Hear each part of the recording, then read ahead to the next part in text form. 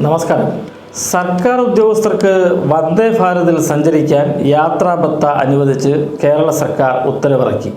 സംസ്ഥാന സർക്കാരിന് കീഴിലെ അഖിലേന്ത്യാ സർവീസ് ഉദ്യോഗസ്ഥർക്കും ഗ്രേഡ് 1 ഉദ്യോഗസ്ഥർക്കും വന്ദേ ഭാരത് ട്രെയിനിൽ ഔദ്യോഗിക ആവശ്യങ്ങൾക്ക് സഞ്ചരിക്കാൻ യാത്രാബത്ത അനുവദിച്ച് സംസ്ഥാന സർക്കാർ ഉത്തരവായി.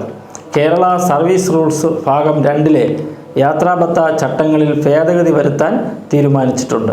77,200 140 ശമ്പള സ്കെയിലും അതിനു മുകളിലുമുള്ള ഉദ്യോഗസ്ഥർക്കും അഖിലേന്ത്യാ സർവീസ് ഉദ്യോഗസ്ഥർക്കും എക്സിക്യൂട്ടീവ് ചെയർ കാറിലും അതിനു താഴെ ശമ്പള സ്കെയിലുള്ള ഗ്രേഡ് 1 ഉദ്യോഗസ്ഥർക്ക് ചെയർ കാറിലും ഇനി യാത്ര ചെയ്യാം.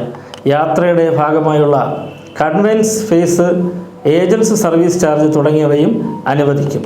എന്നാൽ യാത്രയുടെ ഭാഗമായുള്ള catering charge, travel insurance premium എന്നിവ അനുവദിക്കില്ല. യാത്ര ക്ലെയിം ചെയ്യുമ്പോൾ യാത്രാ ടിക്കറ്റിൻ്റെ അസൽ ബില്ലും സമർപ്പിക്കണമെന്നും ധനവകുപ്പ് സെക്രട്ടറിയുടെ ഉത്തരവിൽ വ്യക്തമാക്കുന്നു.